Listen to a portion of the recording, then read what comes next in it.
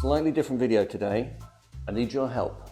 I was in Wales and I found this stuff called Laverbread, which is, according to the label, a Welsh delicacy.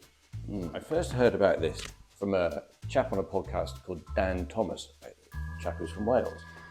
I would like to cook a lovely Laverbread recipe, but dedicate it to someone Welsh.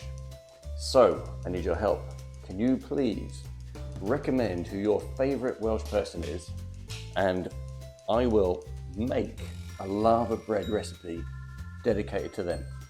However, suggest someone who's going to care that a middle-aged dude with a dog made a recipe for them. So there's no point in putting Anthony Hopkins or Catherine Zeta-Jones. And it doesn't have to be someone famous, just whoever your favourite person is, and whoever gets the most votes below, I will dedicate the recipe to. Your favourite Welsh person is Iwan Roberts. Okay, fair enough.